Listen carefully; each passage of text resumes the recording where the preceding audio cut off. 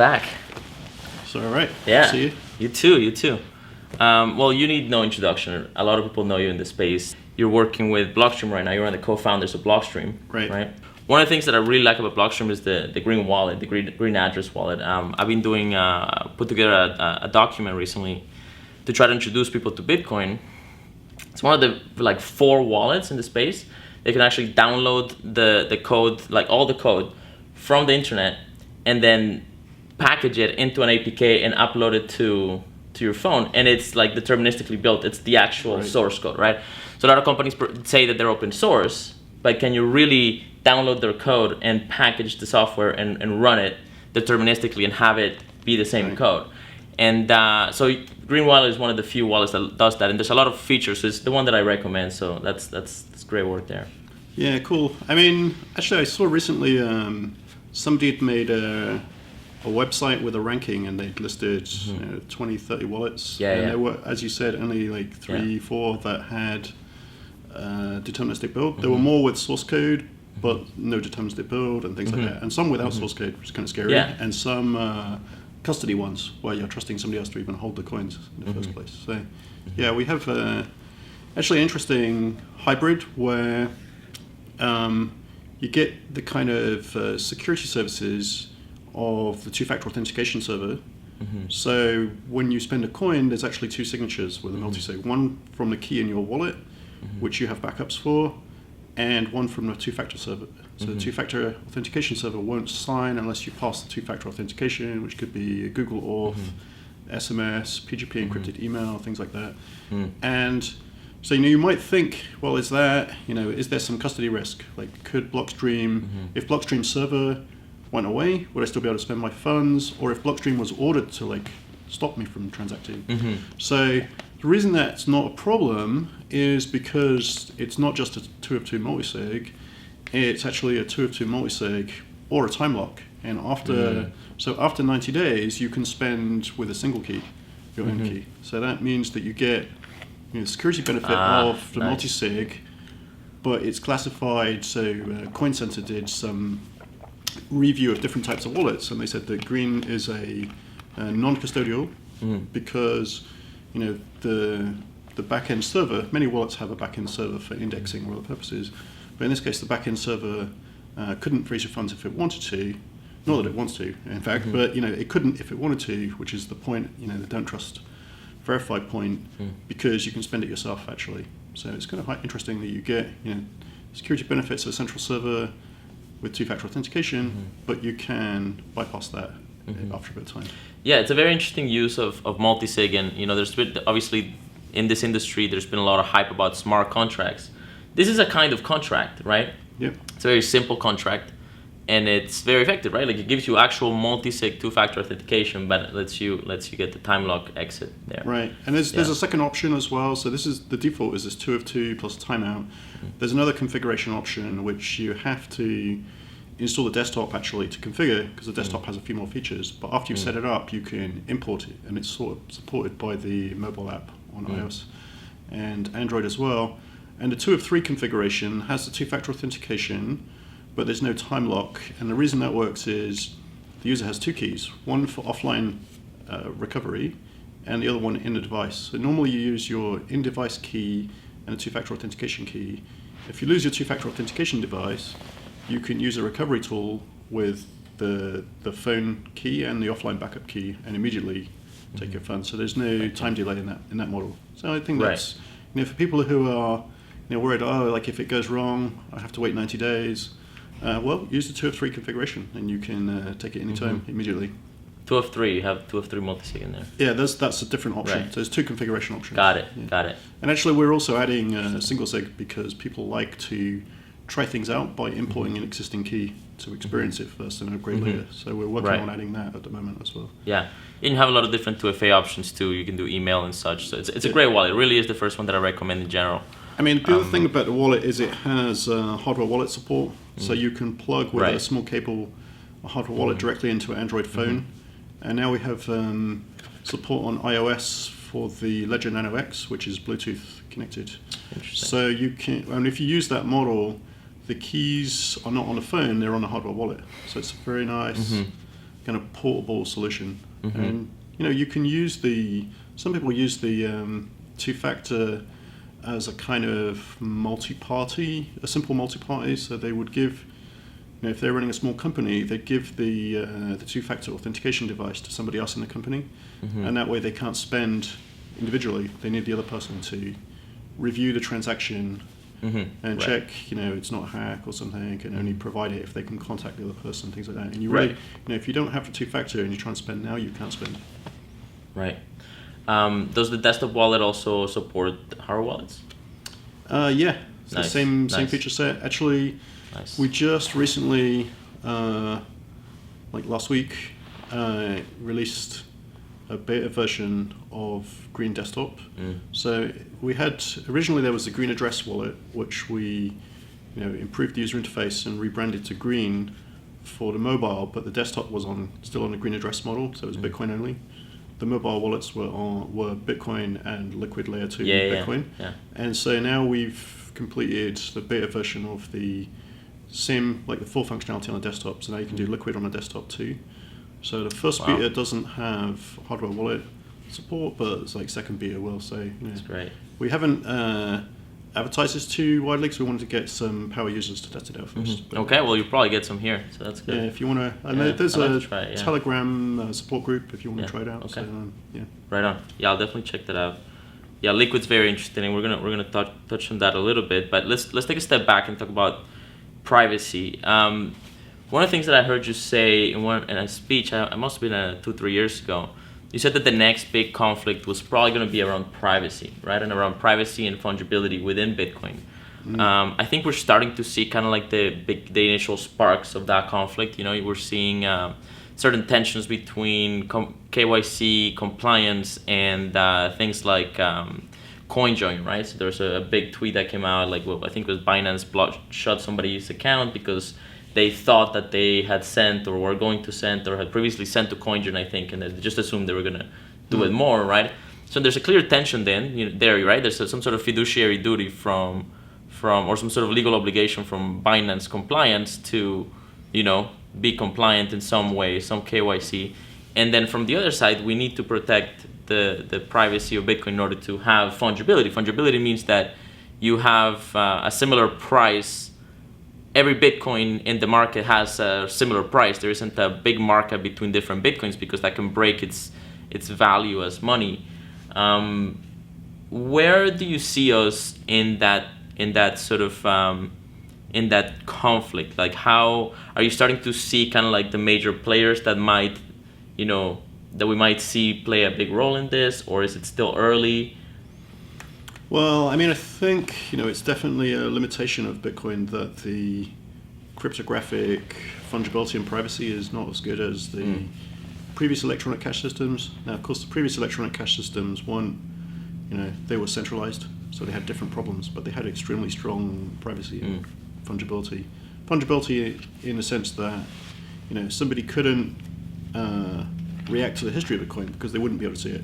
Like, all the coins look indistinguishable to look at, and you can't tell its previous use at all. Yeah, if you could know the history of any dollar, you probably would be horrified. Yeah, it's good that you can't, in a sense, even though you can scan them and such. But. Right. So I think that. It seems to me that some of the exchanges have gone too far. Like, they are exceeding the kind of preemptive account closure track record of even banks and PayPal. So that says to me that they've exceeded the regulatory pressures, and they're trying to over signal to the banks or the regulators that they're being very cautious or something. So I think what you can do as a user, if you experience this, is switch to a service that doesn't do that as much, because the exchanges do have trouble with banking service sometimes, and so they might be a little prone to doing that. But there are lots of exchanges, so if you switch to one that doesn't have this problem, and obviously you want to check the reputation of the exchange in terms of, because it's often you're trusting them for custody, so that's another factor, right? But there's a balance, and it seems to me that there's enough competition in exchanges that, if users tended to switch to ones that were less prone to shutting accounts down for spurious reasons, then they would back off, basically. So I think there's possibly a business solution. They're doing a couple of things. One is they're looking at the history for mixers and gambling sites, maybe online marijuana purchases, and coin joins. And the other thing they're doing is flagging for the exchange that the coins were reported stolen from another exchange. So I'd say that second thing is maybe useful because it discourages theft a bit. But the first thing is pretty bad because you don't have that experience drawing cash from an ATM. Nobody asks you, where was the note used before, and even PayPal doesn't get that much into the business of what did the previous user get the money from, where did you use it afterwards. They don't make that their business. Yeah, there's a really interesting must have been 1800s case where I think some lord got a bar of gold stolen, and the bar of gold had a specific sort of stamp on it, right? And that bar of gold ended up in another market, another city. Well, he sued I think he sued a bank that had it. Somehow he found out the bank had it, sued the bank, and that ended up sort of going to court. And they ruled that the bank is not it doesn't owe the gold to the lord because that would break the fundamental use of. So I guess they could agree that it was stolen property, but they made a special rule for monetary instruments that, on a practical basis, you can't return the stolen property because the economy would collapse. People couldn't rely on money anymore, and that's just too bad. So, it's too bad. Yeah. Right. So in terms of what can be improved, I think there's a lot of incremental improvements going to Bitcoin, but the technical solutions to provide strong privacy are still an area of research. So some sort of experimental protocols and coins have stronger privacy, but they're taking technical risk. They're using less conservative crypto or experimental crypto, which might have risk of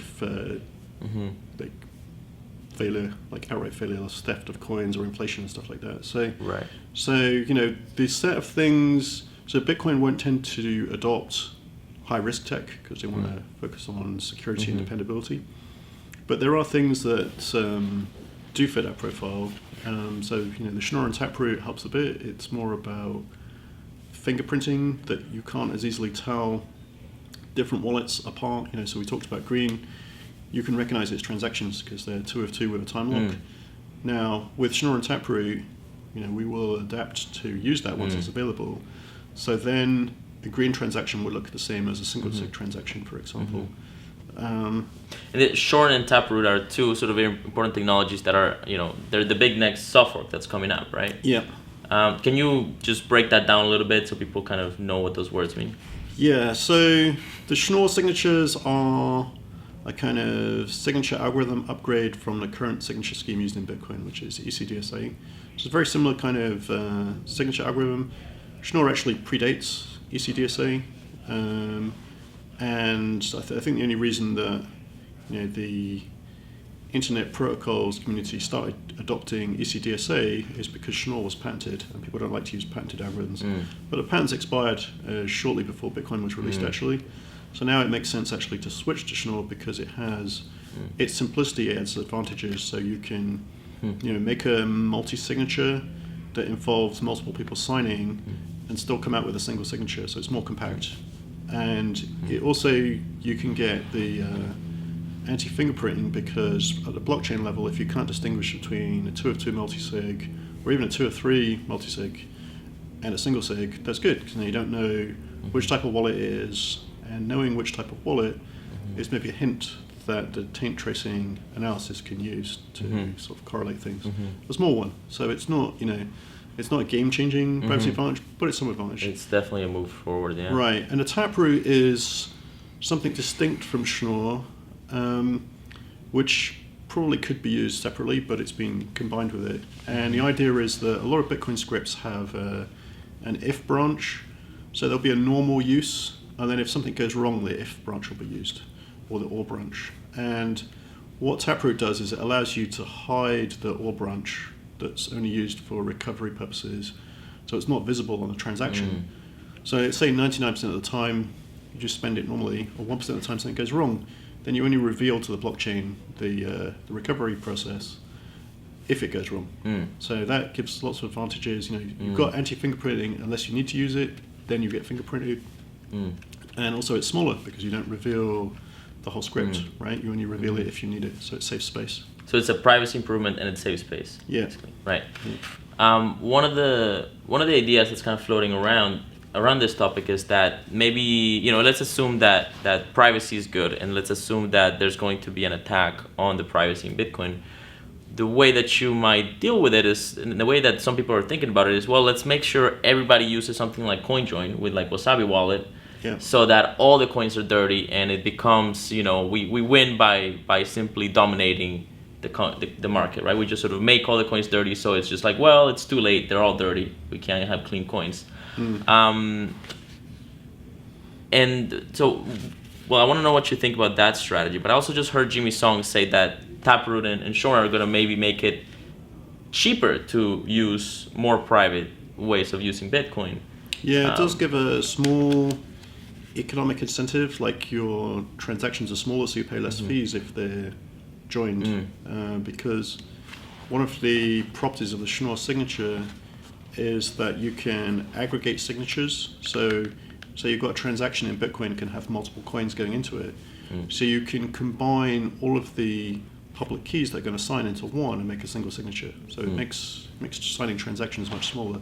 So that feature to do aggregation is actually not in the current release plan, like the BIPs, but it's a second feature that will come later. So I think they just broke it up to make it more incrementally deployed. So that will give an incentive when that second part is deployed slightly. I think another thing you can do for privacy is more ambiguous. So we, Blockstream and some other people interested in privacy tech had a workshop, hackathon kind of thing in London last year, and spent 3 days brainstorming with whiteboards about what could we do to support peer-to-peer client-side joining. Because if you do joining on a server, there's something identifiable. But if it's in the wallet and it's peer-to-peer, that's a much more robust approach. So it's technically challenging, but so there's kind of a lot of brainstorming and no solutions. That's hard. Brainstorming no solutions, or finding partial solutions and then realizing they weren't as good as we thought. But there's one thing that we did come out of it, which is a thing called pay to endpoint, also known as PayJoin. So the idea is basically your wallet, when you make a payment to another user or to a merchant, it ends up joining your payment with the merchant's coins in their own wallet. And then, so the point is there are two things being combined. One is you paying, and the other one is the merchant or the recipient defragging their wallet, like consolidating coins. So, the merchant will actually put a coin into your payment to himself, and then because you don't know how much is being paid, even though the amounts are different, it creates ambiguity. So because it's it's not the same amount of money going in is not coming out because there's a payment mixed into it.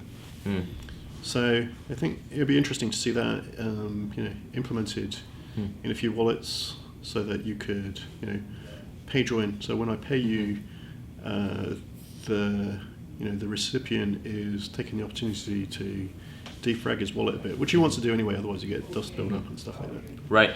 It's really one of the interesting things about Bitcoin, that you can just engineer some of these problems and just keep looking for ways to solve them, right? So I mean it's an incremental solution. Another kind of more ambitious, longer term thing is confidential transactions, which was something I proposed in 2013.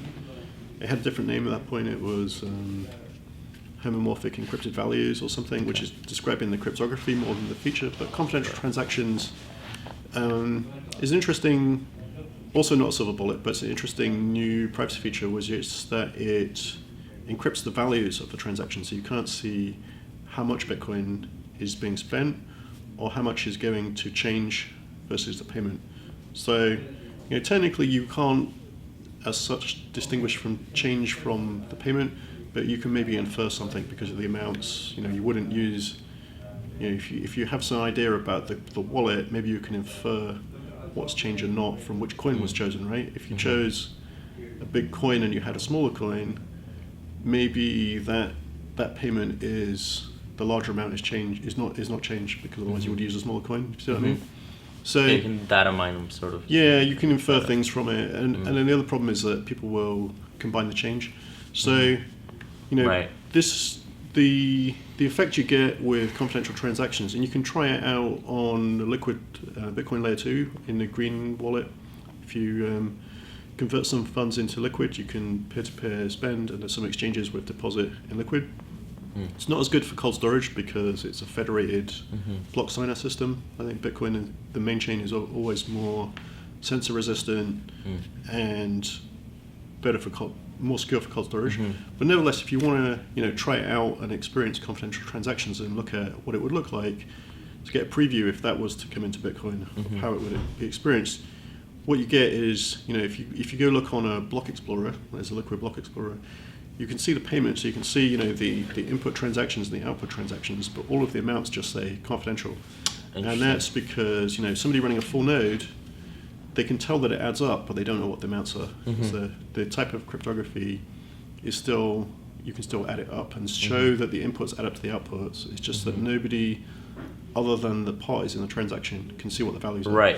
And that's similar to Zcash's use of zero-knowledge proofs, or Monero's sort of use of... Yeah, I mean, it's using...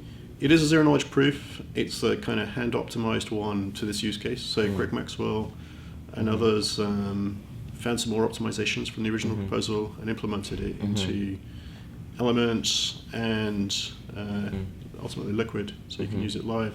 In some of the zero-knowledge proof implementations, like with altcoins, there's concerns about the certainty that you have over the issuance of the coins. Right. How does that work in this system?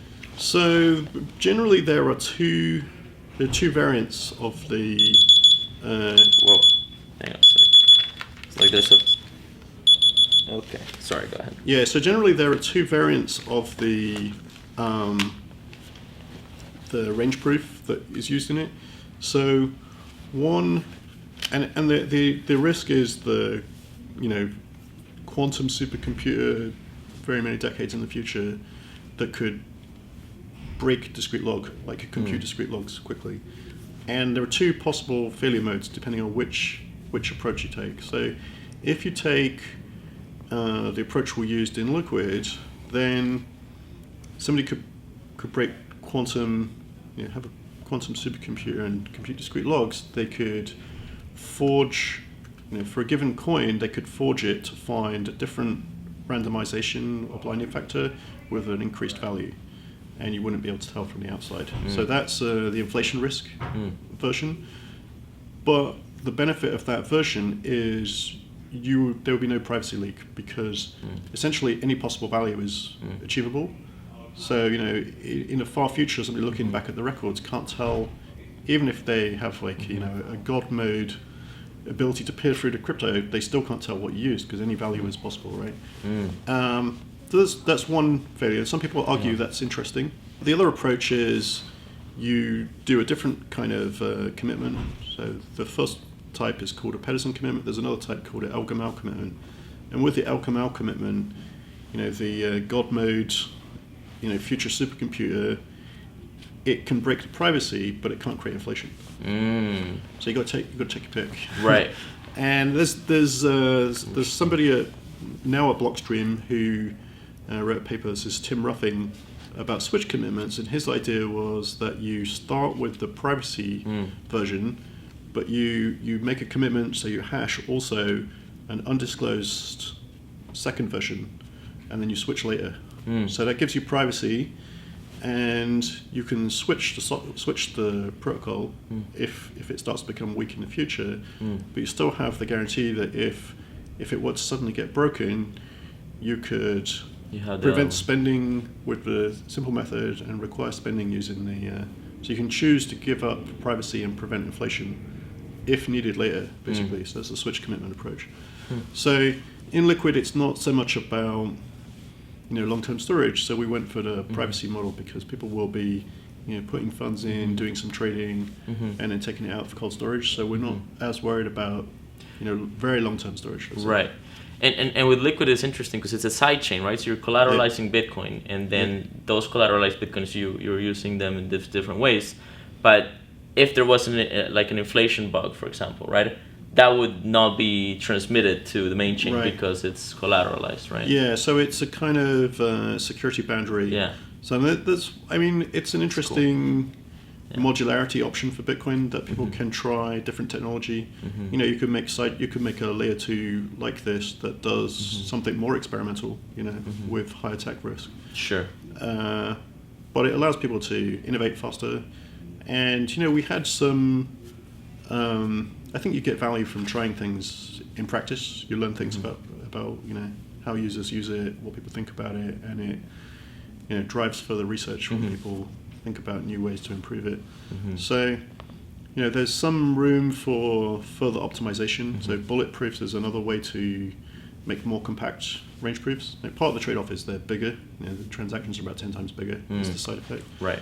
Now, arguably, you can replace many transactions with a single transaction. Sometimes people break up their coins into chunks for storage. So that's a trade-off. Cool. 10 minutes. Yeah. We should get going. But one more question. Recently, this CEO, I think, of Dropit got arrested, and there are some allegations that he was running a mixer, right? So when it comes to sort of these privacy tools, you sometimes, like at least with WhatsApp, for example, there's some sort of server in the middle, and I believe they have some ways to mitigate that server being attacked, right? And that server doesn't know anything, but they are sort of facilitating the engagement. What do you see as sort of ways to improve that side of things, or what do you think about that? Well, I think really the privacy tech should be peer-to-peer and in the wallets, because that benefits from the decentralization. Even before Bitcoin, you had BitTorrent, other peer-to-peer technologies, and so the content distribution industry lobbied against file sharing, but ultimately they couldn't really stop it because it's peer-to-peer.